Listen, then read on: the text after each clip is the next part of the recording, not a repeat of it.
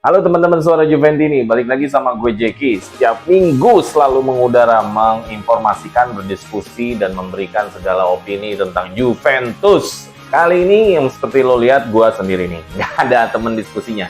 Nggak apa-apa ya. Dan terima kasih buat para teman-teman yang baru hadir atau baru ngeklik nih suara Juventini. Terima kasih banget. Terus juga teman-teman yang selalu ngikutin suara Juventini, perkembangan, opini, serta diskusi Juventus di channel ini. Mudah-mudahan berkah buat lo semua. Oke, kali ini kita ngomongin materinya banyak sih kayaknya. Banyak lah ya? Ya, lumayan. Lumayan banyak. Tapi sebelum kita ngomongin ke materi, gue kasih ucapan selamat dulu untuk para penghuni Kurvasut. Wede, gila nih. Kurvasut kembali rame, kembali meneror J Stadium. Meneror musuh-musuh atau merda-merda yang datang ke J Stadium ya. Karena namanya stadion di Serie A itu harus angker, terutama Juventus nih sebagai klub besar yang di Itali. Kalau nggak angker, waduh gimana musuh-musuh mau gemeteran.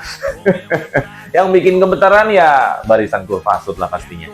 Oke ya, kita nanti kita lihat lagi koreo-koreo dan semangatnya para Kurvasut menyemangati Juventus.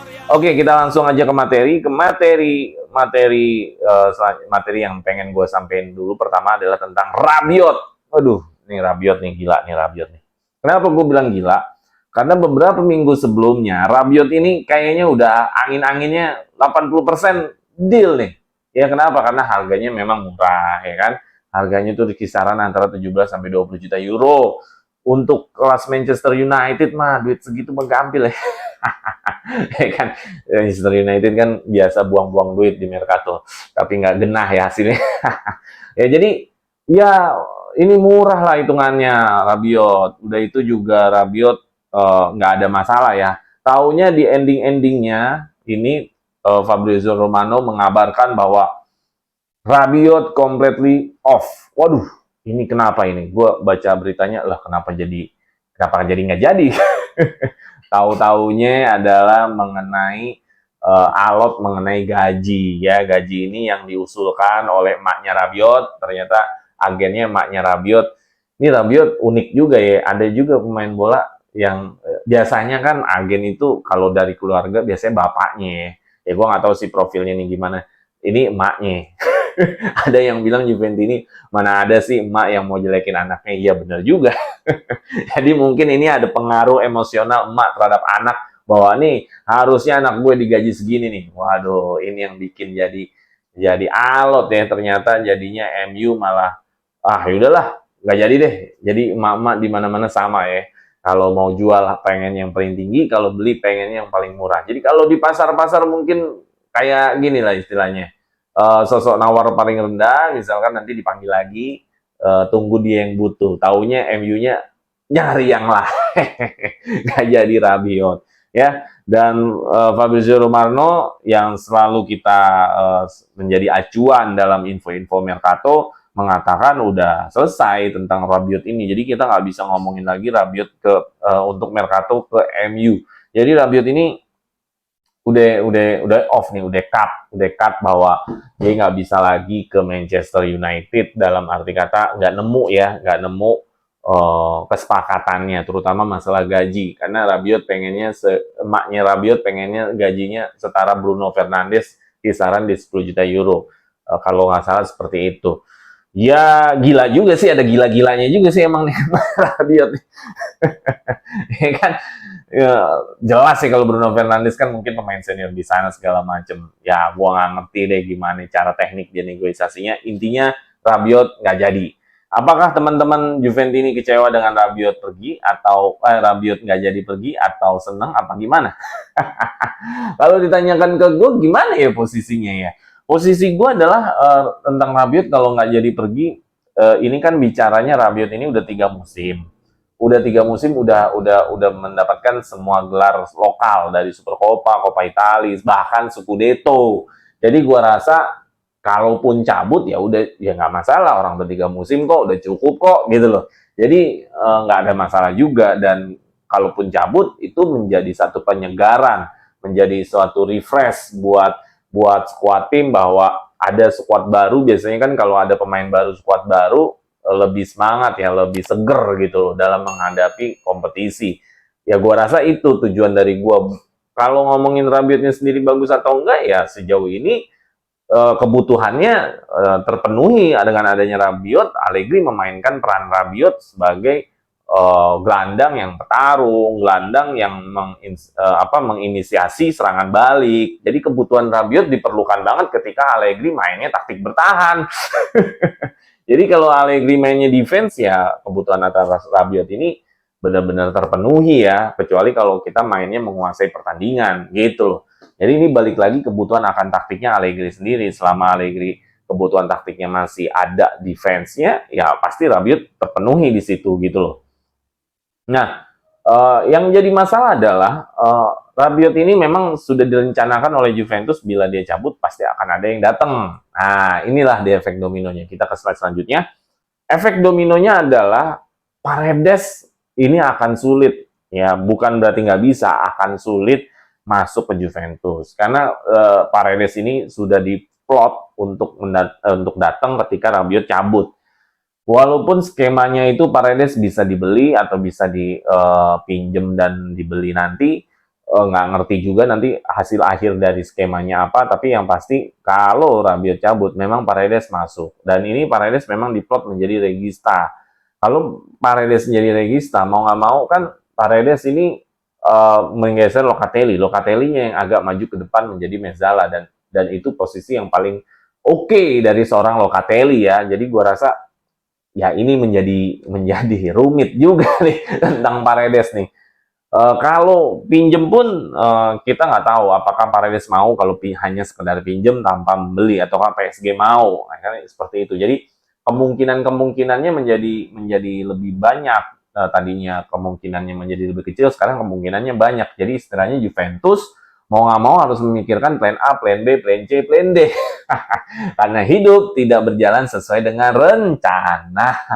Ya beginilah kalau hidup tidak berjalan sesuai dengan rencana ya. Jadi karena Paredes ini tidak berjalan sesuai rencana, mau nggak mau Juventus harus berpikir ulang siapakah yang harus cabut untuk mengisi slot kedatangan Paredes ini. Ya memang Arthur sedang didorong sih untuk bisa ada klub yang mau meminang dia. Ya walaupun harga transfer mungkin akan menjadi lebih mahal, lebih sulit, tapi palingan masih bisa cincai untuk bisa dipinjem. Tadinya kan Valencia mau ya untuk meminjam Arthur, cuman masalahnya adalah digaji. Aduh, udah masalah transfer oke, gaji ada aja.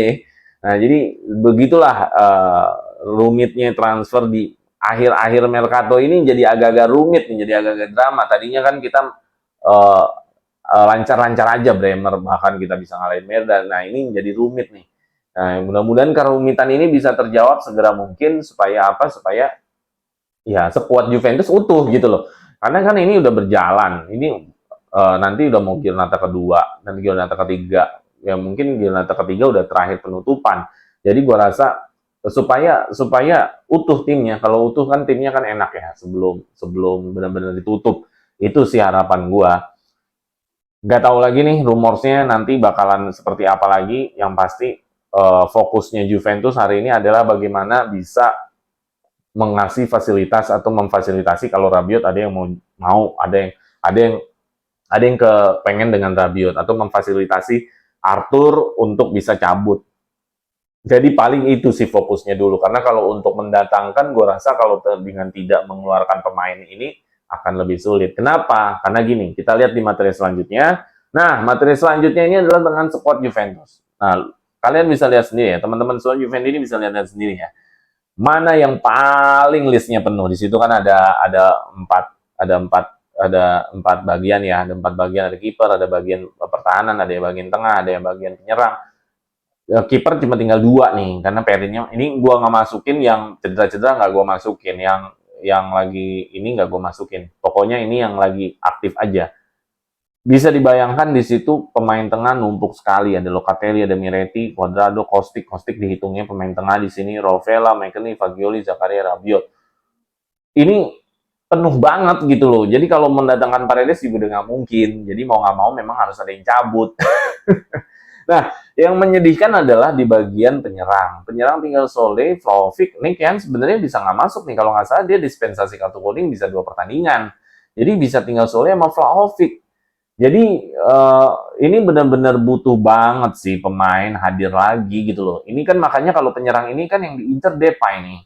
Depay diincer banget supaya untuk bisa memenuhi kuota penyerang ini. Karena kuota penyerang ini udah darurat nih untuk hitungannya saat ini. Kenapa? Karena yang murni di lini serang itu sebenarnya tinggal Vlahovic sama Sole. Atau Ken nanti kalau udah keluar dari Ken atau keluar dari indisipliner atau kartu kuning kalau nggak salah ya. Ya 3 gitu. Ini nggak cukup. Kenapa nggak cukup? Ya ngerinya sebelum Di Maria sembuh atau sebelum ada yang datang, ngerinya kena kartu kuning, kena kartu merah, atau ya jangan sampai ya, karena ngerinya ada cedera lagi deh. Ya memang hantu cedera ini sebuah hal yang menjadi tantangan Juventus di musim lalu. Gue berharap hantu cedera ini jangan sampai terjadi lagi di musim ini. Gitu loh. Tidak ada pemain yang mau cedera gitu loh. Jadi cedera itu adalah ibaratnya hantu. Gue nggak pernah menyalahkan kalau pemain itu cedera, dia salah dia kecederaan. Ya. Karena nggak ada yang mau cedera. Sekali lagi, tidak ada pemain yang mau cedera. Jadi stop nyalain pemain yang cederaan menurut gue. Ya. Ya sekarang yang paling penting adalah bagaimana Juventus bisa mengatur kedalaman skuad. Kalau misalkan ada pemain yang cedera, penggantinya memang layak, bahkan kualitasnya sama. Nah, itu bagusnya sebuah tim yang bisa berjalan panjang gitu loh. Kedalaman skuadnya bagus. Nah, ini pemain tengah sangat sangat sangat banyak ya ininya. Nggak mungkin lagi datang Paredes atau nggak mungkin lagi datang siapapun kalau tidak ada yang out. Mau nggak mau memang harus Arthur. Di sini aja Arthur belum gue masukin. Kalau ada Arthur gue masukin lagi, ini lebih lebih banyak lagi. Lebih banyak lagi skuadnya kalau Arthur gue masukin. Jadi ini aja Arthur udah nggak gue masukin. Kalau Arthur gue masukin, lebih gawat lagi nih, lebih banyak lagi skuadnya kepenuhan. Yang ada kasihan nanti seperti Rovella, Fagioli, Miretti yang sangat berjuang untuk line up, kasihan karena pasti akan lebih banyak jadi cadangan gitu loh. Ini yang kalau squad terlalu gemuk ya. Ya jadi memang untuk saat ini mau nggak mau Juventus harus memikirkan sesegera mungkin untuk memfasilitasi siapa yang mau keluar. Kalau untuk yang datang udah jelas ya, incerannya nyala Paredes. Paredes ini tak akan bisa datang kalau tidak ada yang bisa keluar. Tetapi juga ini masih menjadi rumit ketika Paredes tidak dibeli secara cash atau secara mahar. Kalaupun dipinjem, sekarang pertanyaannya dipinjem, udah setuju belum nih PSG-nya? Udah setuju belum nih dari pihak agensi Paredesnya untuk hanya dipinjem ini apakah nanti opsinya adalah mempermanenkan atau gimana gitu loh. Jadi ini masih dilematis ya untuk Paredes ini karena tadinya kan kisah indahnya adalah Rabiot cabut, duitnya buat beli Paredes kan, kisah simpelnya gitu rencananya, tapi kan ternyata hidup tidak sesuai rencana. Oke? Ya, jadi itu tadi mengenai kondisi mengenai drama Mercato ya. Drama Mercato mungkin mengenai seperti itu. Terus kita pengen lanjut ke materi selanjutnya. Materi selanjutnya adalah mengenai preview untuk menghadapi Giornata kedua melawan Sampdoria. Nah, teman-teman udah semangat dong pastinya ya, di Giornata pertama kita menang 3-0. Nah, untuk Giornata kedua ini kita away ke Sampdoria. Tapi Sampdoria-nya ternyata main home 2 kali nih. Kemarin di lawan Atlanta, Giornata pertama, di Giornata kedua dia main home. Nah, ini yang menjadi menarik adalah bagaimanakah Juventus setelah Di Maria cedera? Apakah memungkinkan permainannya akan menjadi lebih intensitasnya seperti kemarin, akan lebih banyak serangan yang sifatnya membahayakan, XG-nya kan termasuk gede dia. Seperti apa nih? Nah, sebelum seperti apa, kita coba kulik sebentar ya. Cuplikan atau ya 2 gol yang terjadi di waktu lawan Sassuolo. Kenapa yang gol ketiga itu kan hasil dari penalti. Nah, 2 gol ini adalah hasil open play dan menurut gue ini bagus buat kita bahas.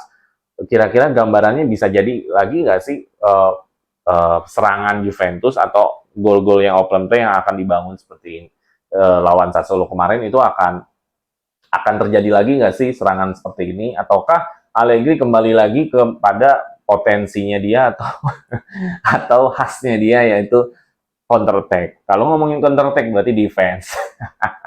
Oke, coba kita lihat gol yang kemarin. Kita mau lihat lagi review sebentar gol yang kemarin supaya apakah ini menjadi modal nggak nih buat nanti melawan Sampdoria. Nah, kalau kita lihat gol kemarin, sebentar. Kalau kita lihat gol kemarin, ya itu dari satu serangan dari Locatelli. Locatelli memberikan kepada McKennie. Nah, di sini Juventus, gue pengen ngasih tahu itu ada yang merah-merah itu adalah pemain Juventus yang sudah hampir masuk kotak penalti atau yang sudah dalam kotak penalti. Yaitu di situ ada Locatelli, ada Zakaria, terus di situ ada Vlahovic sudah masuk area kotak penalti. Di situ siapa McKennie mendapatkan bola dari Locatelli, terus di situ posisinya standby ada Danilo dan ada Di Maria. Menariknya adalah di sini skema ini adalah menariknya adalah uh, Zakaria di sini posisinya sangat box to box. Kenapa? Zakaria sudah standby, standby mencari ruang. Kalau lo lihat pergerakan badannya atau posisi dia adalah standby mencari ruang. Dia bisa saja sejajar dengan Di Maria, tapi dia posisinya memang sudah mau masuk kotak penalti untuk mencari ruang. Ini sebenarnya udah fungsinya box to box. Ya, bagaimana mencari ruang untuk menciptakan peluang gol. Ya, Vlahovic jelas ya udah pasti posisinya ada di situ. Karena memang untuk mencari ruang juga untuk menciptakan gol. Terus kita lihat lagi, kita lihat. Nah, di situ memang sangat menarik sekali adalah bagaimana peran dari Zakaria dan peran dari Di Maria serta peran dari Danilo yang oke, kita lihat di sini setelah bola di back pass lagi. Nah, ternyata pertahanan Juventus sudah tinggi. Pertahanan Juventus sudah tinggi. Ini bagus banget ya karena ini udah mengepung sifatnya. Hampir pemain Sassuolo benar-benar berada di sepertiga pertahanannya mereka gitu loh. Jadi hampir mereka terkepung oleh Juventus di posisi seperti ini. Nah, gue menarik melihat posisi Di Maria. Posisi Di Maria adalah posisi menggantung. Danilo sudah standby untuk lebih masuk ke dalam lagi atau inisiatif ketika Bonucci memegang bola, dia langsung inisiatif untuk bisa lari untuk mengisi kelebaran sayap, kelebaran dari sayap kanan. Berarti di situ Di Maria lah yang standby. Posisi Di Maria ini adalah posisi Dybala.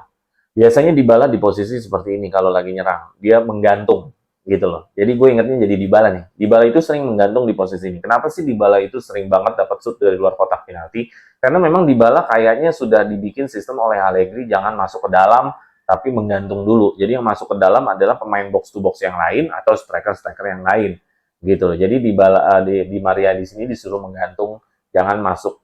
Jadi yang standby untuk masuk ke dalam kotak penalti di situ ada McKennie, di situ ada Vlahovic dan di situ ada Zakaria. Oke, kita lihat lagi. Nah, jadi itu bagusnya dari skema yang sistem yang biasa dibangun oleh lagi pasti ada pemain yang menggantung, yang siap memberikan passing, yang siap memberikan shoot dari luar kotak penalti supaya apa? Supaya ruang kosong itu benar-benar ada gitu loh. Karena kalau misalkan tidak ada pemain yang menggantung, nah hasil dari Di Maria yang menggantung tadi, adalah Di Maria punya dua opsi passing, yaitu passing ke Zakaria karena Zakaria di situ depannya posisinya udah kosong tuh, ya kan? Dan kedua adalah opsi passing yang lebih jauh, yaitu bisa kepada McKennie atau bisa kepada siapa tuh di situ tuh. Nah, jadi ada dua opsi passing, dia bisa ke Zakaria atau dia bisa ke McKennie. Nah, cuman dia memilih opsi yang paling jauh karena mungkin dilihat penglihatan dia ya karena posisi seperti ini harus berpikir cepat sih. bahkan bahkan kalau pemain bola pro dia sudah passing sebelum dipassing. Apa tuh passing sebelum dipassing? Jadi dia sudah scan dulu siapa teman-temannya yang ada di mana, siapa teman-teman yang paling dekat, siapa teman yang paling jauh. Jadi ketika dia dipassing, dia udah ngerti bola harus kayak yang paling jauh atau yang paling dekat. Jadi dia udah putuskan sebelum dipassing. Itu pemain pro. Kalau pemain amatir ketika dipassing dia baru mikir, gue mau passing ke siapa. Jadi begitu perbedaannya antara pemain pro sama pemain passing. Jadi waktu yang digunakan ketika memegang bola itu menjadi lebih cepat. Kenapa? Karena dia udah tahu arah bola kemana gitu loh. Nah, itu namanya visioner. Nah, ketika udah sehabis dipasing, nah di sini bagusnya adalah hasil dari tekanan yang diberikan Juventus tadi itu mengacak-ngacak bentuk formasi, bentuk garis pertahanan dari Sassuolo. Di sini bisa dilihat banget bahwa Sassuolo ini semuanya ketarik dan berantakan dari hasil crossing yang diberikan oleh Di Maria. Bisa dibayangkan semua pemain tertuju kepada McKennie atau tertuju dari hasil bola muntahan dari crossing tadi. Tidak ada yang melihat sisinya Di Maria. Di Maria punya satu peluang atau satu tujuan yang ruang lebih kosong. Itu bisa gue gambarkan di situ, ruangnya sangat kosong, sangat terbuka. Jadi tekanan yang diberikan Juventus ini mampu membuyarkan garis pertahanan dari Sassuolo. Jadi bagus sekali intensitas atau tekanan Juventus ini dalam menciptakan gol yang pertama ini. Akhirnya apa yang terjadi? Ya benar bahwa Di Maria menemukan ruang. Ini akibat dia standby di posisi gantung ini, dia menemukan ruang kosong dan dia lari ke arah sana dan bola pun di back pass dulu. Nah, Di Maria di situ udah angkat tangan bahwa dia memang posisi kosong, Sandro sudah siap passing ya, siap crossing, dan ya ini kita harus kasih kredit juga ya bahwa crossingnya Sandro juga pas. Karena walaupun Di Maria punya ruang kosong, kalau tidak crossingnya pas nggak bakal bisa gol juga. Itu tadi salah satu bentuk tekanan atau satu bentuk formasi yang dimana Juventus berhasil menciptakan gol pertama. Ini bagus nanti bila dibawa ke Sampdoria bahwa ada pemain-pemain yang merusak garis pertahanan, yaitu pemain-pemain yang box to box. Tadi ada McKennie, ada Zakaria.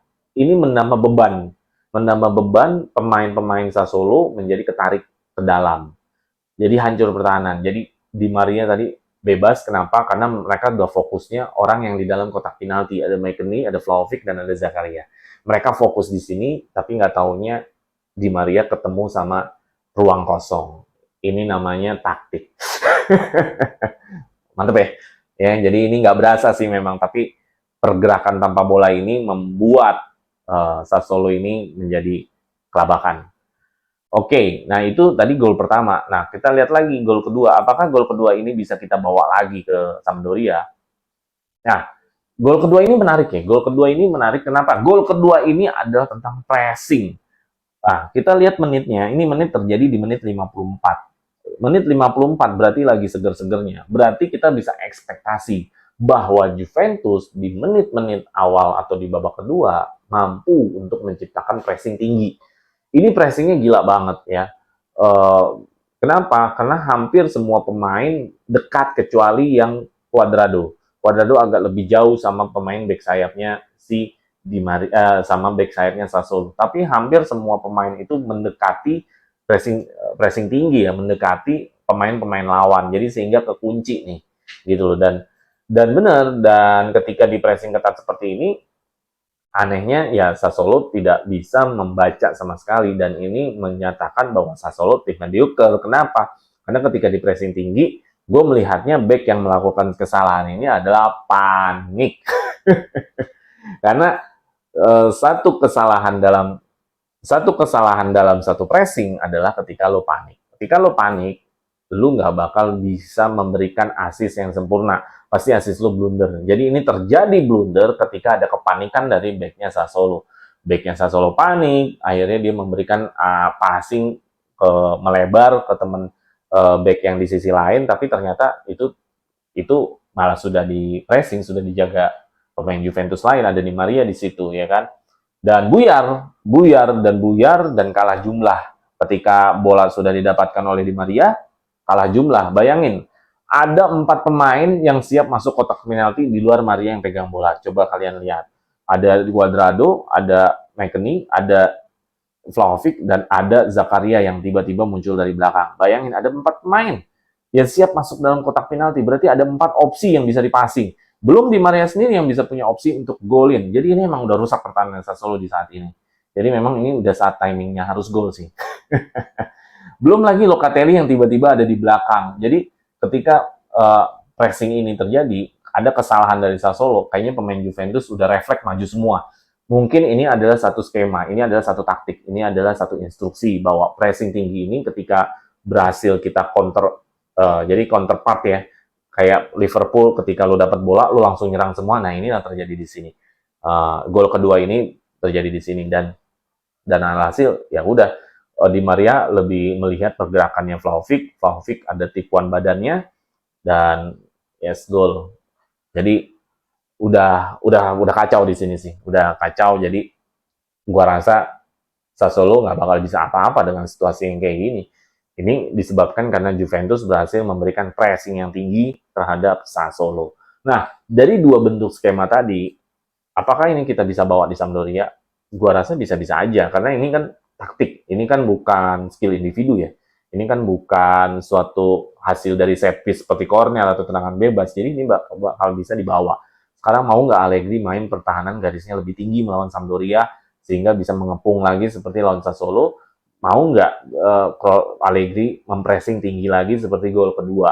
Ya, jadi ada dua kata kunci, Allegri bisa main di garis yang lebih tinggi, mengepung, atau Allegri mau pressing lebih tinggi. Dua-duanya sama-sama menghasilkan gol apabila ini dipakai melawan Sampdoria. Oke, nah kita mau ngomongin kekuatannya Sampdoria sekarang.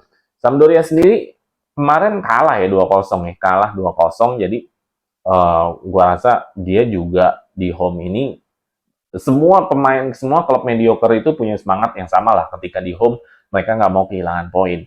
Nggak ada klub mediocre yang mau kehilangan poin kalau main di home.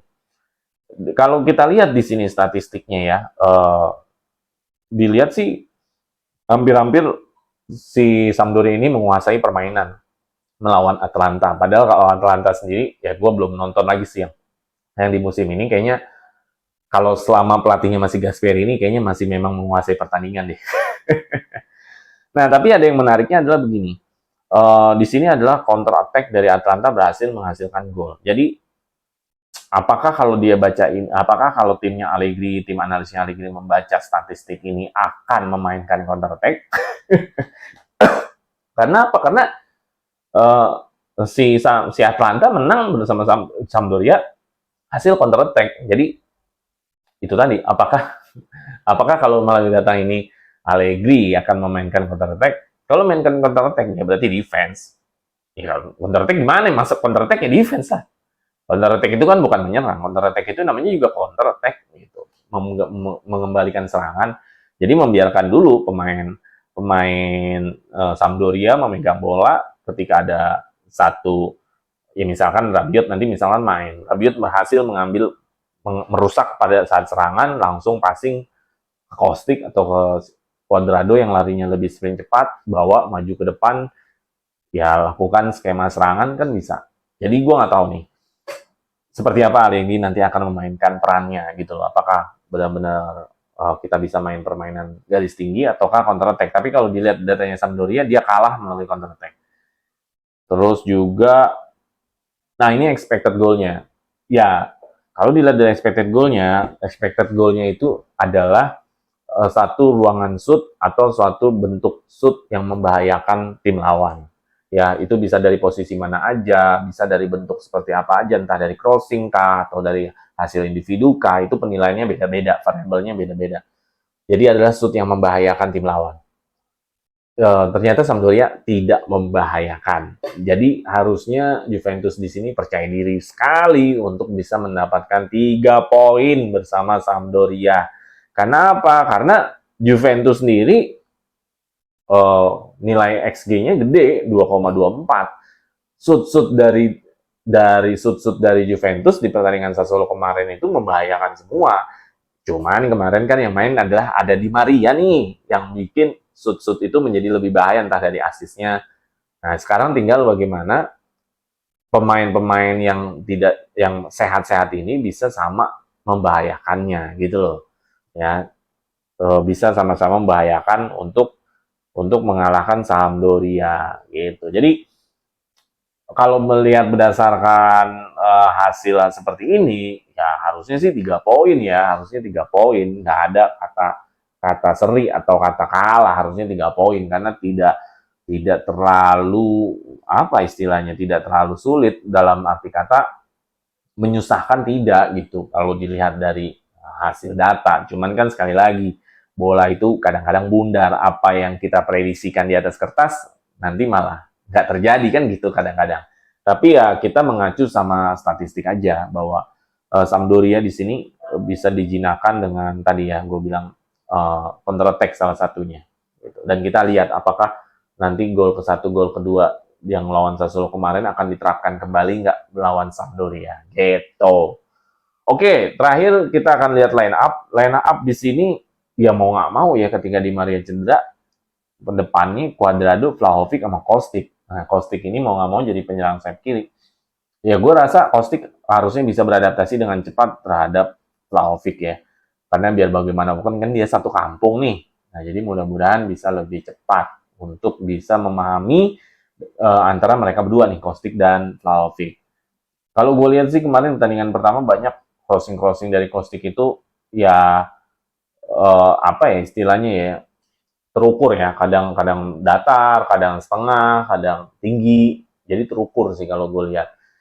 Jadi mudah-mudahan mereka bisa punya chemistry ini secara cepat terhadap Vlahovic dan Kostic. Nah, tengahnya ini ya gue masih masukkan McKennie dan Zakaria karena mereka pilihannya Allegri. Kemarin di Sassuolo kan kemarin dipakai. Tapi bisa aja kejutan nih Rabiot yang dimainin Allegri kan gitu ya. Kemarin gue udah prediksikan bahwa Fagioli main, yang main McKennie. Penuh kejutan memang pelatih ini. Locatelli kayaknya nggak tergantikan ya. Locatelli bisa kegeser bukan berarti nggak main, kegeser pindah posisi kalau Paredes masuk kalau gue lihat.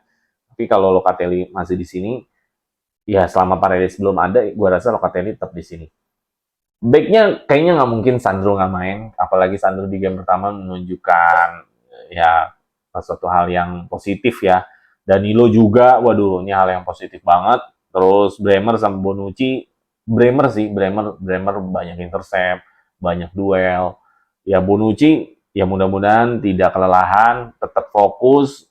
Bang Bonucci, udah senior, ya Bonucci kalau fokus aja sih oke lah, asal jangan nggak fokus aja, noleng gitu kan, ngeblok pakai pantat ya enggak. Yang penting dia fokus aja. Nah, ini rezekinya Perin masih main karena Tek itu cedera. Gua nggak tahu masa depan Perin, apakah kalau dengan menggantikan Tek ini nanti ketika kontraknya Szczęsny selesai, Perin bisa menggantikan kiper utama. Ya harapannya sih kalau dia memang seorang yang bagus, gua rasa nggak ada masalah ya dia bisa main-main aja sih nggak masalah buat gue sih. Gitu. Oke, itu tadi Sampdoria Juventus previewnya. Jadi gue rasa itu aja cukup untuk kali ini. Gak banyak lagi yang bisa gue sampaikan. Gue prediksikan kita Sampdoria Juventus menang 2-0. Yang golin adalah Vlahovic lagi deh golin. Vlahovic golin. Siapa lagi yang golin satu lagi? Siapa? Teman-teman Juventus ini siapa yang mau golin? Kostic deh, Kostic biar makin semangat ya. Jadi 2-0, yang golin adalah Kostic dan Vlahovic. Oke, berapa prediksi teman-teman soal Juventus ini? Sampdoria vs Juventus. Oke? Ya, itu aja dari gue materi tentang kali ini. Apalagi? Nggak ada. Habis. Fine all of ini. Forza Juve. Jangan lupa share, like, and subscribe.